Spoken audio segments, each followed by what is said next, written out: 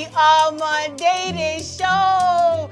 If you are just joining us for the first time, thank you for joining me. It is my first time too, so let's get it.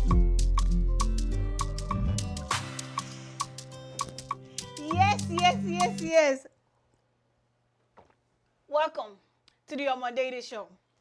So if you're like me that love politics, that haven't slept like 3 days now, going to 4 days, welcome to our world. I haven't slept too. So this is a family show. I am going to be introducing you into my world. Come and join me. I'm going to be introducing you to my family first, because when you talk about shows, when I say my show is all about family, I want to introduce you to the women behind me that pushes me every day, so you get to understand where I'm coming from. So let me introduce you to my big sister. Hello everyone, my name is Princess Lillian Koje. I am here to invite you to watch my baby sister show that is airing in Toronto, Canada, November 6, 2020. My baby sister Dede has always loved to do this. Although she's been doing it, she is a very energetic, kind, smart young lady. She started this all the way back home in Africa, Nigeria.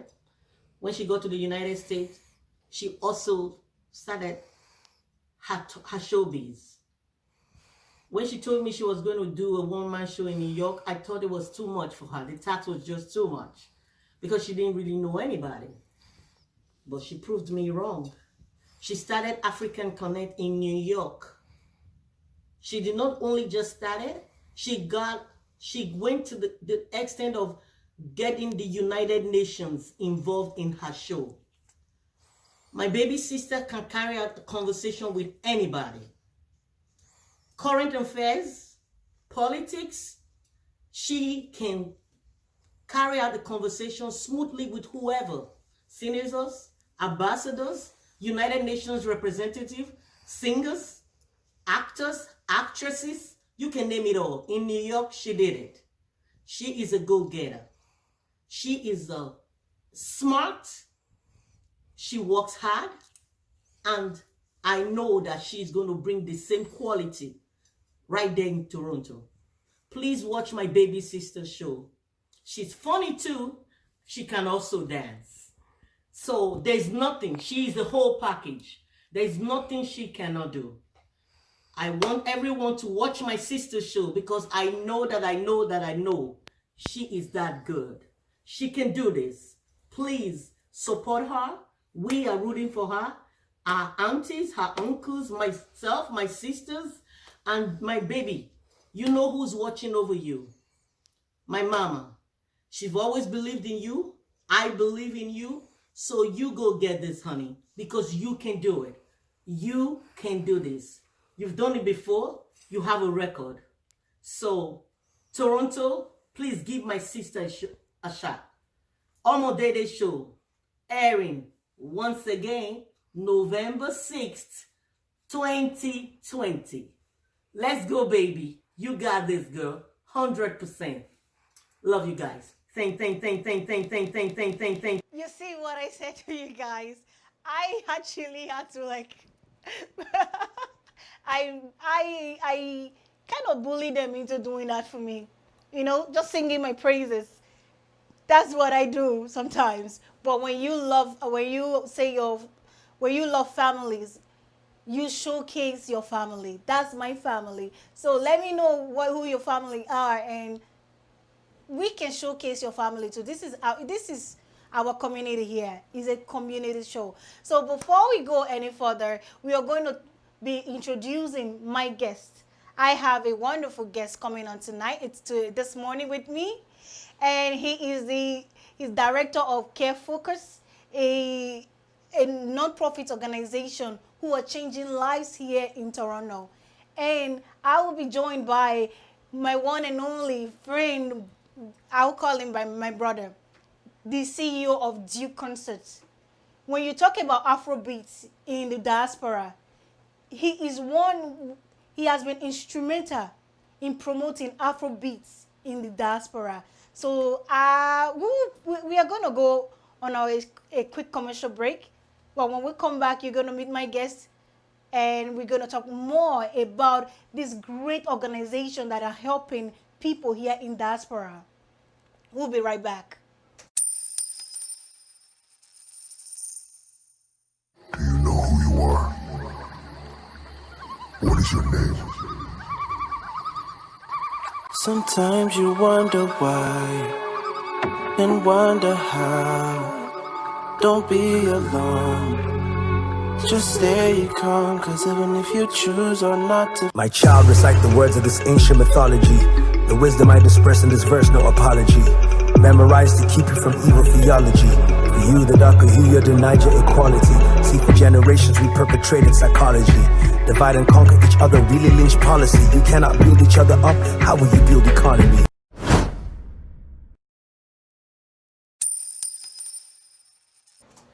So I want to introduce you to my guest, the director of Care Focus Toronto, Jeffrey Usman.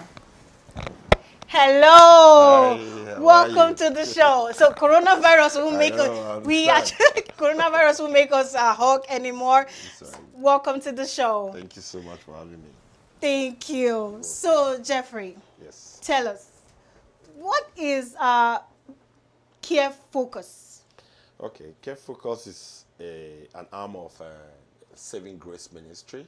Saving Grace Ministry is more of a women fellowship arrangement that is more of a godly group that's actually out there ensuring they encourage women in things of God and all that. And they have this Care Focus group, which is an arm of it, that just focus on helping the needy. And whenever needs arise, we look at area where we can be of help and see what we can do. I work with my director, Bossede or Lati or something like that. It's last name, my last name. But she's really been on it until I joined her recently, and we're doing our best because we see the vision.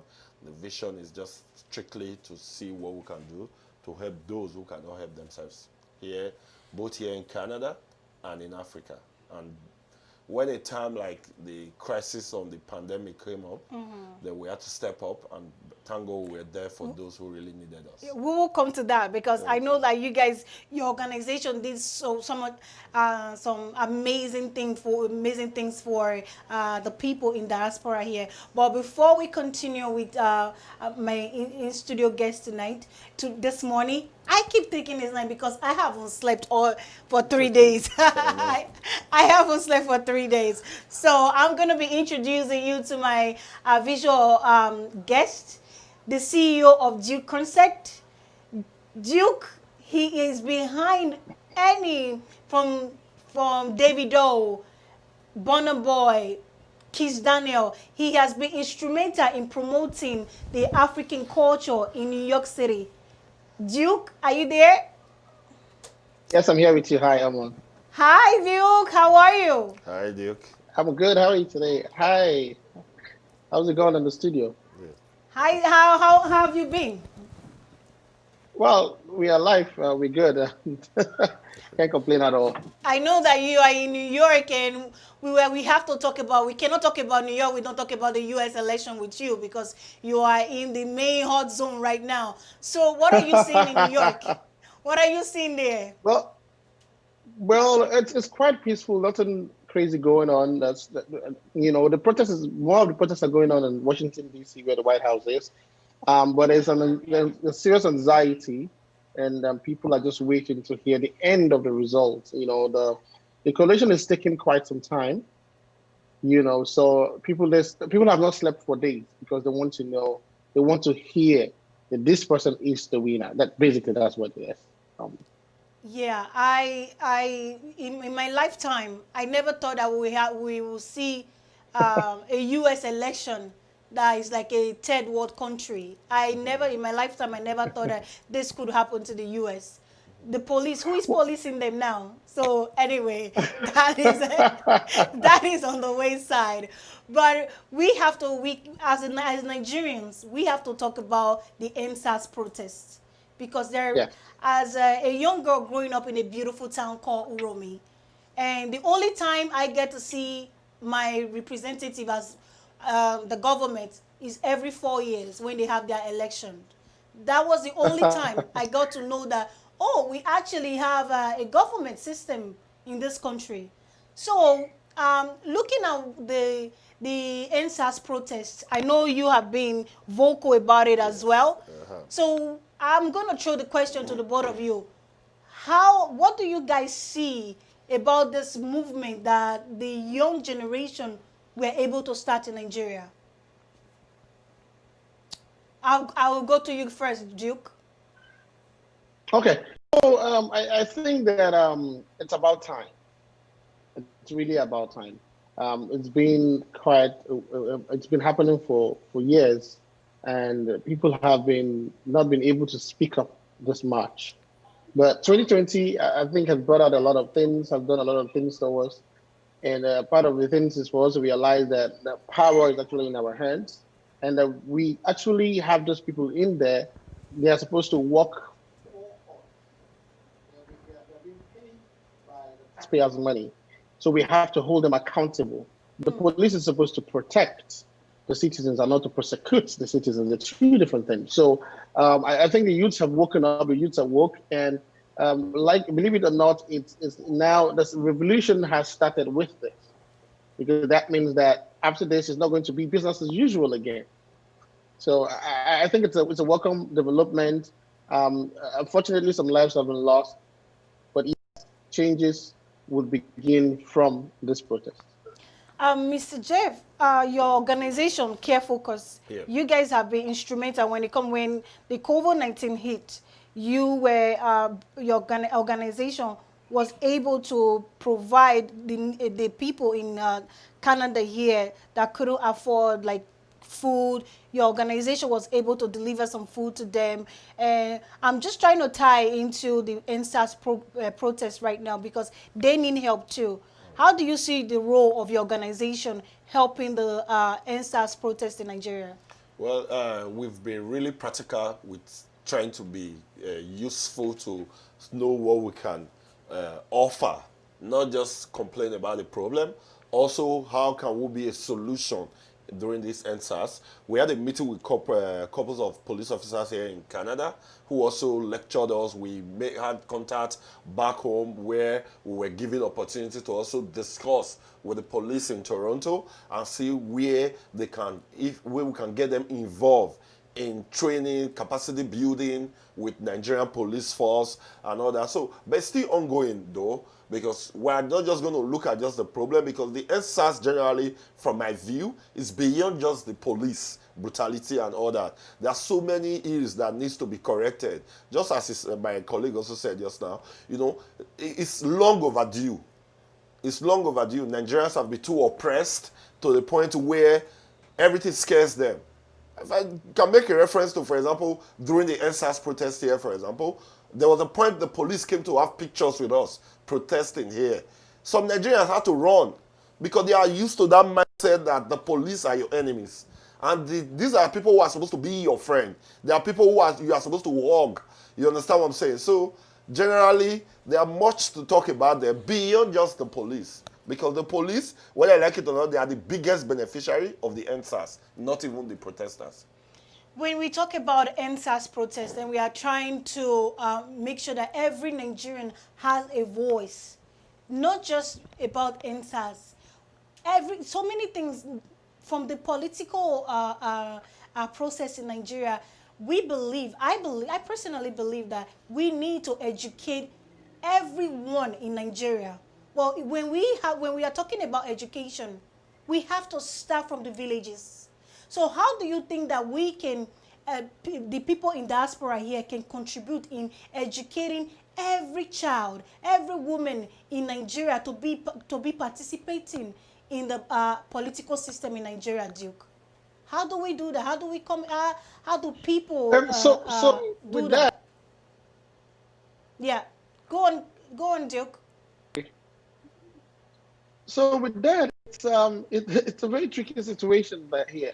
Um, the orientation and orientating them is very key, right? And the Nigerian to, they seem to have an ideology that their votes don't count, which is a first problem, right? So we need to make them understand that they have to exercise their rights to vote. They also have to say no to buying of votes. Now, how do we start that? Like you said, we need to start from our immediate family. You and I need to tell our families, our family members, the grandmothers, grandfathers, cousins, and make them understand how changes can be achieved. Now, if they don't understand how changes can be achieved, they would not see the reason to do that. So we start by the small sect of people, which is your immediate family, your cousins. Then it moves towards the extended family. By the time you start doing that, trust and believe that those little differences that you and I, who are in the developed countries, those are two things that we understand and we see, and we pass it down to them. You see that if everyone does that simple duty of educating each of their families, it's going to expand to the entire country. So you have to start with that. So what is the role? What is the role of the diaspora when it comes to the political system in Nigeria? Because we have a part to play as well. We have to play our part too.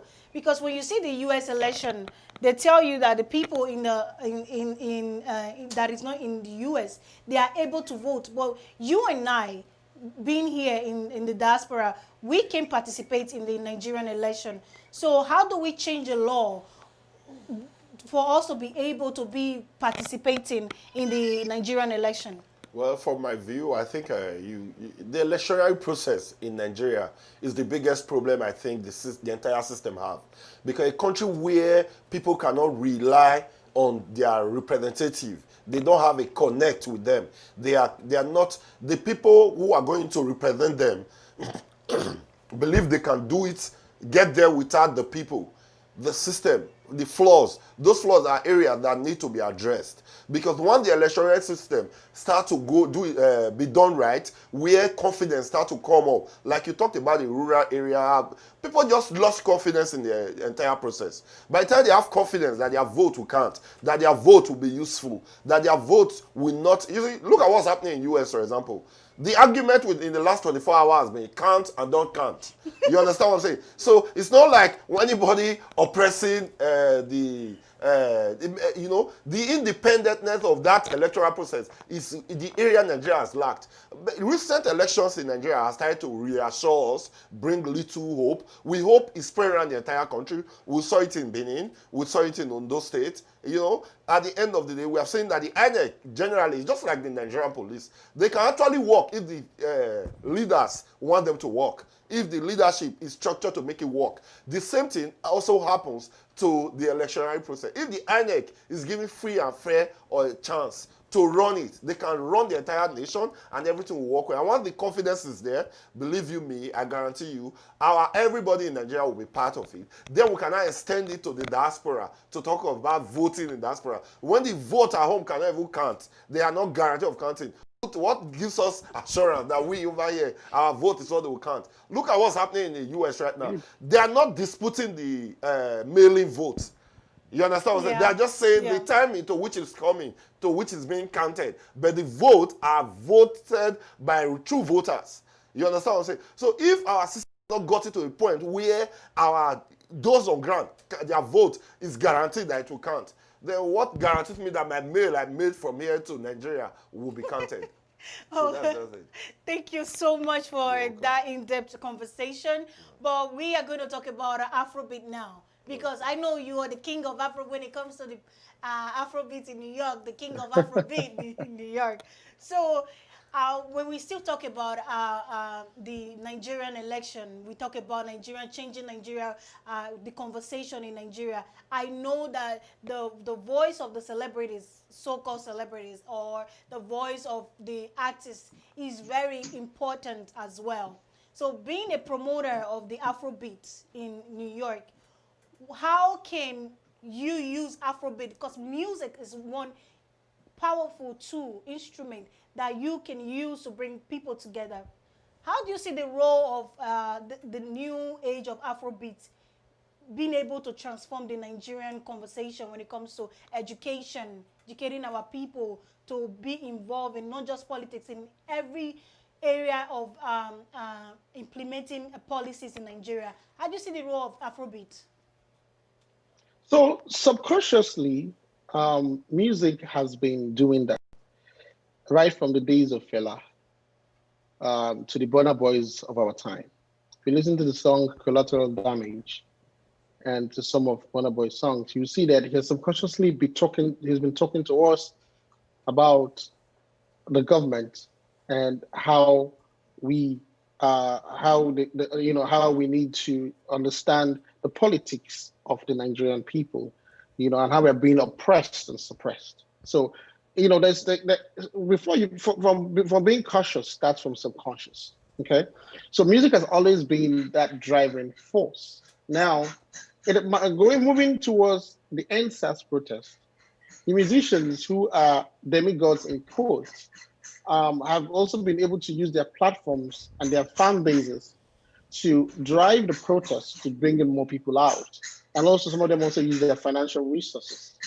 So, knowing that they have influence, when people look at them, look up to them, their presence in the protest or lead in the protest, because Falls and Runtown led the first protest, which drove more people to come out. So them understanding what tool they can and what following they can, they have more following than any other sector in Nigeria. They were able to turn that into NSAS protests. You have Davido going to see the Inspector General of Police and things like that. So I think that is a welcome idea, it's a welcome development. We're beginning to understand more what we can do with our platform, with our following. And right here in New York, we did the same thing, where I jumped in to support the NSAS New York, and we pushed. And interestingly, the ICC's also picked up the case, which we've been clamoring for. We went to United Nations here in New York. We went to the New York Times. It was a massive turnout. So we're all using our platforms across the industry to make that statement made. So I think that the entertainment firm, or the entertainment industry per se, has done a lot to help the voices of the masses be heard. It's a welcome development, and I think that they should relent. It's tricky because Nigerian politics is funny. They could come for you, right? But at the end of the day, we have to be able to stand for what we believe in. So how did you get your start when it came to promoter? How did you get your start? So, so I started my first company in Nigeria. I was doing a couple of events here and there. I remember I was supposed to do one event in Calabar with Genie back in the days. And I remember that one being a failed attempt. Because I remember that being a failed attempt. I remember going to RMD's office in Delta State when I needed to have an event. I couldn't get a hold of RMD. He was a special advisor to the governor on entertainment affairs. And I called my godfather and I said, hey, I need to see RMD. And right there from his office, he called RMD and said, yo, I heard you're a big man now that nobody can see you. So, I already said, no, he can come and see me. And I walked into RMD's office. So that's basically how I started. I started in Nigeria doing small shows here and there. And when I relocated to the United States, I saw the vacuum. I saw that there was a space that needed to be filled, not just an entertainment, but the fact that we needed to do it right. Because there were a lot of events going on, there were a lot of parties going on, concerts going on. And my idea was, we are queens and kings. So that means that if we're going to do this, we have to do it to world standard. And that was what drove me into entertainment. And I started by doing parties, then into concerts in New York. And now we do concerts all over. We do tours, concerts in the United States and Canada. And by 2021, we would also be venturing into festivals as well. Thank you so much, Duke. So you know when you talked about your organization, so many people want to start their organization as well. They want to start a non-profit organization so that they can be able to help people. So if you want to advise somebody out there that want to start their non-profit as well, how do they get in their start? Yeah, well, for me, I think the first thing is not just getting an NGO with the intention to help like the regular Nigerian pattern that I had seen. I'd seen it in Nigeria before now where people take NGO as an opportunity to get rich by advertising poor people. They advertise. I remember many years ago then in Abuja, if you check on Google now, just put Atlab, Jeffrey Usman, you see it there. I was the managing director there. What we're doing, Atlab was basically an awareness program, campaign for computer literacy awareness that, you know, and then I was in Nigeria, the main guy was in Canada sending the laptops, computers, but these intentions, later I realized the intention wasn't really going from what we had in mind. What I thought that we were going to be doing wasn't what I was seeing. You understand? So the general mindset I've seen with Nigerians, with NGO, is like, I don't have a job, let me create something. No, NGO should be something created by those who have something doing. Today, I'm a senior marketing director with World Financial Group. I'm a financial advisor. That's my work. That's what I do. But I have a passion to help. Even my company encourages us. They have the water foundation where they are helping Africans with good water and everything. But within me, I also thought of it. I know there are so many areas that I think we can come into. For example, in my NGO today, I'll come back to your question. We are looking at a situation whereby, look at what's happening in Nigeria right now. I've taken count. In my rough estimate, I've counted over 100 people that have died by fire in Nigeria. Nobody's looking in those areas. Every day, yesterday, Tanka, whatever, in Apapa, Ijora, the other day in Kogi, a trailer rolled back, burnt 25 people. You know, these are numbers that in France, a country had a standstill because 3 people were killed. But in Nigeria, we have gotten used to dying that, no, figures, we argue on numbers. The government will say it's just 20. The NGO will say it's 35. You understand? So I'm thinking in the angle of what can we do to help? So these things brought me into working with Saving Growth Group in this NGO area to say, okay, what can we do? How can we help? Today we're already making moves with the fire service unit in Toronto to see what we can do to help them have a training exchange where proper fire service training can be done in every local government, in every state in Nigeria, where if this work, if there's a fire outbreak anywhere, at least from 3 local governments, if fire service rush down, within minutes, at least lives will be saved. Everything I watch about the fire service, for example, in Nigeria today, I saw just pictures of those who come after the damage has been done. You can never see them during the burn, getting the switch off. They come to pour water on what is. The only time you see fire service in Nigeria work is when they have fire and water to fight protesters. When it comes to burning, you will never see them there. You understand? So those are kind of things that brought me into wanting to work with the NGO. So I want to tell those who are interested in going into NGO, have a proper motive. If you have a proper motive, it's easy. Get online, get registered wherever you are, read it on Google, how to register an NGO where you are. Do it properly. Don't just look at somebody who has breast cancer, somebody who has children that cannot pay hospital bill, take a video, make a video, put your personal account there, and start reaping on behalf of these helpless people. I don't know how we get there. The way I was trained, the way I grew up, then back home in Benin, I knew at least we had little morals. Where you are doing certain things, you allow your conscience comes in. If you don't have a conscience for NGO, you don't go in. If you have a conscience, your passion will be there. People are watching. They will know when you're actually doing it to help.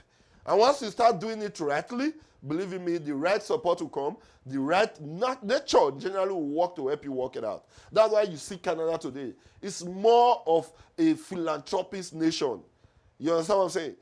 I have so much confidence in this country succeeding because why? They put humanity first. Until you put humanity first, don't even think of going into NGO. But if you have that passion, don't draw back. You can start from your local community. You can start helping.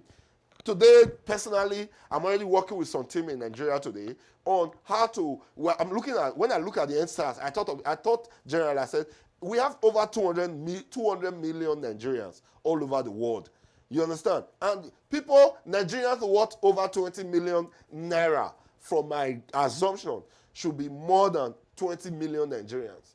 If every Nigerian decide to put back 2 million to his local community in farming, whatever you can do, even if it's 10 people you are employing, believe me, at some point, when we are saying the youth is clamoring for a change, we won't just be relying on these people. Because when I like it, look at this election in America. I was checking their ages: 33 years, 37 years, 35 years, taking over House of Rep, House of Senate.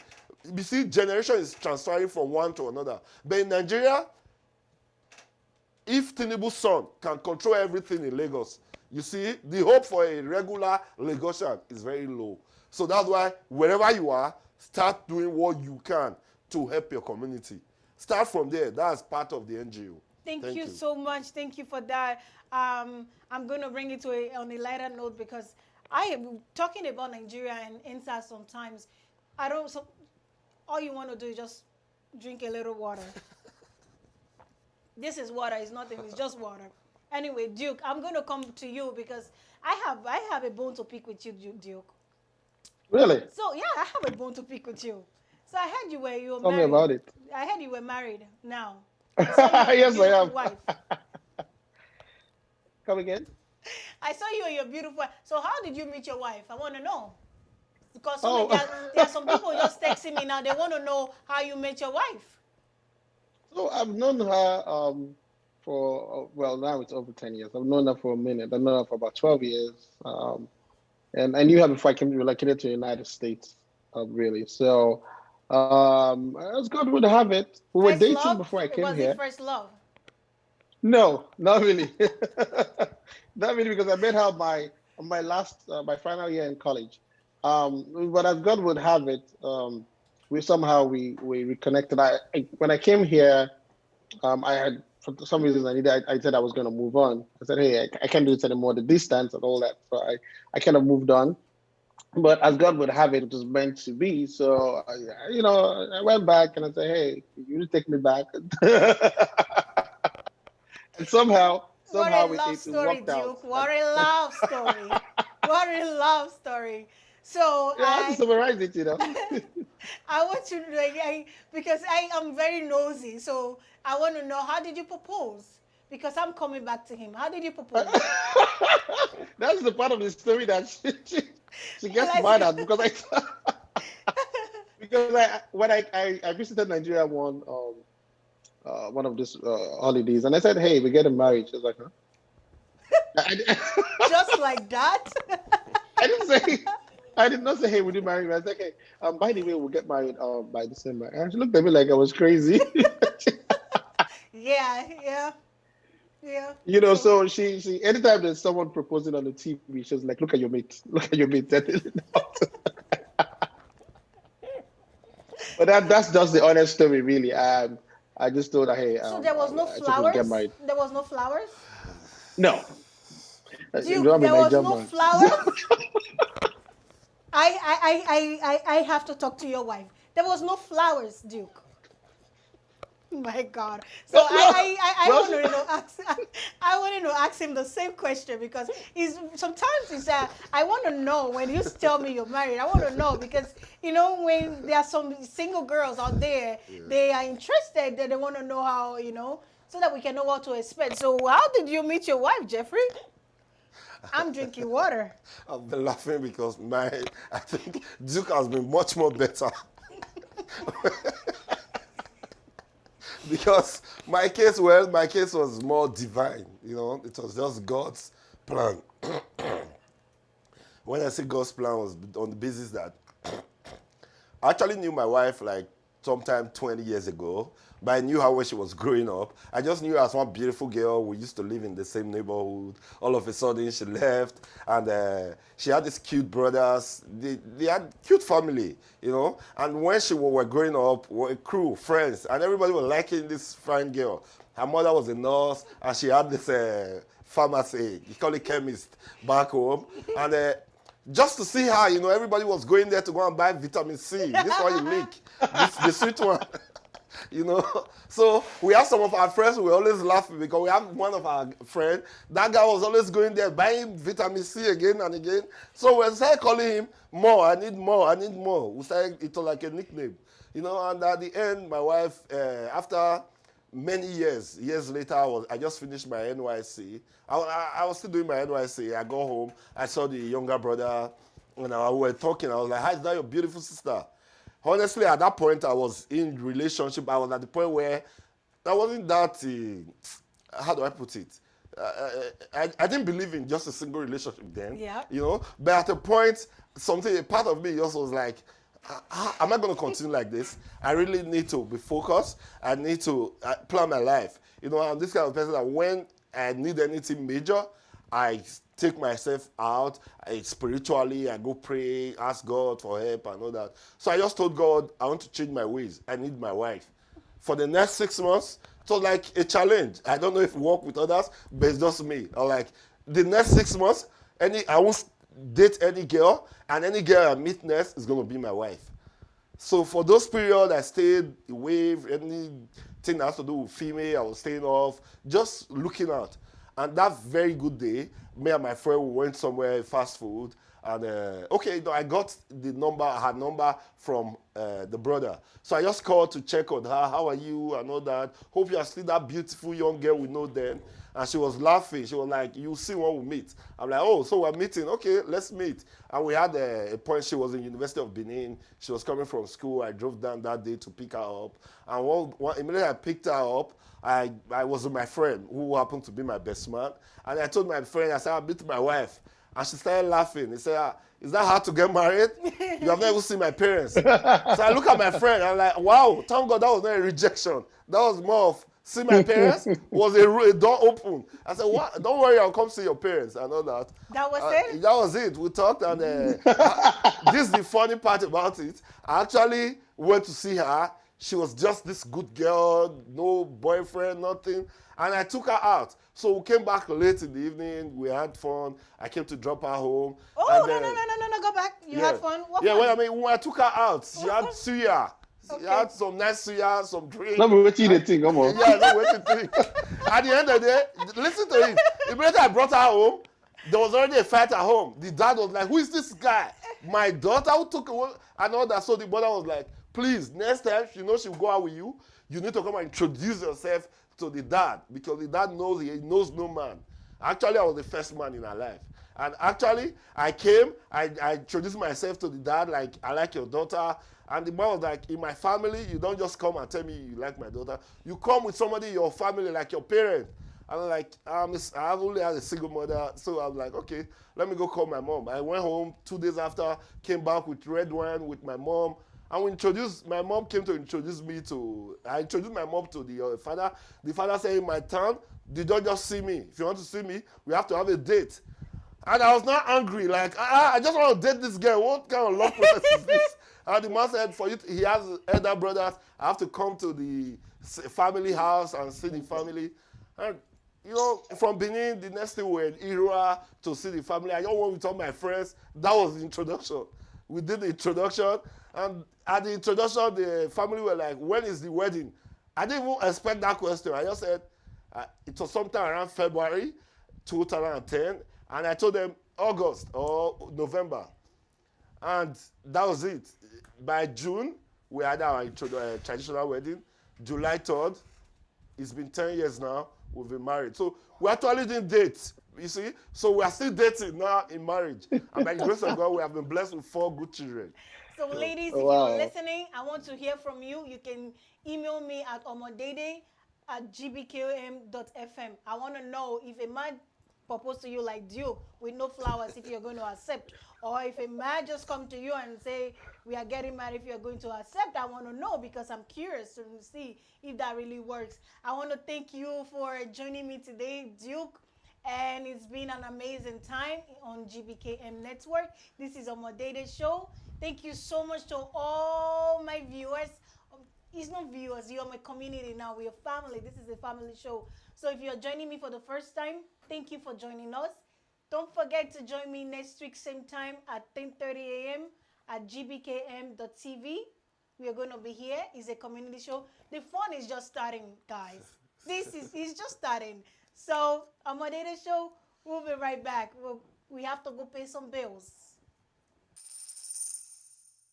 Do you know who you are? What is your name?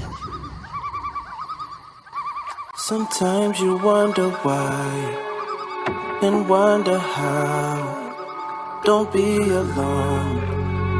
Just stay calm, cause even if you choose or not to. My child, recite the words of this ancient mythology. The wisdom I disperse in this verse, no apology. Memorize to keep you from evil theology. For you, the darker hue, you denied your equality. See, for generations we perpetrated psychology. Divide and conquer each other, really lynch policy. You cannot build each other up, how will you build economy? Thank you so much for coming back with us. This is the Omon Dede Show on GBKM TV.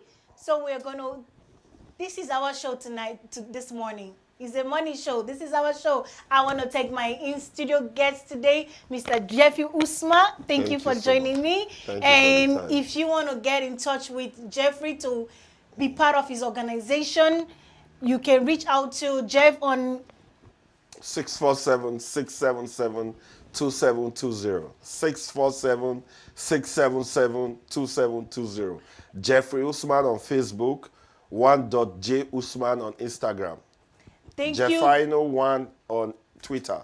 Thank you so much, Duke. If you want to go to the hottest parties or the hottest concert in New York, Duke Concert. Duke, where can they reach you? So my company's Instagram and social media is Duke Concept. It's DUKECONCEPT. You can follow, and you can also visit our website at dukeconcept.com for events all over the United States. You can also follow me. My personal page is the Duke OC, which is DEDUKEOSY. I owe your wife some flowers, Duke. I'm sending flowers to your wife.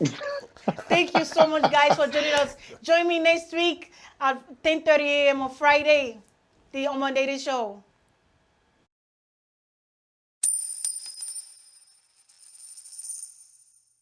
Do you know who you are? What is your name? Sometimes you wonder why and wonder how. Don't be alone. Just stay calm, cause even if you choose or not to. My child, recite the words of this ancient mythology. The wisdom I disperse in this verse, no apology. Memorize to keep you from evil theology.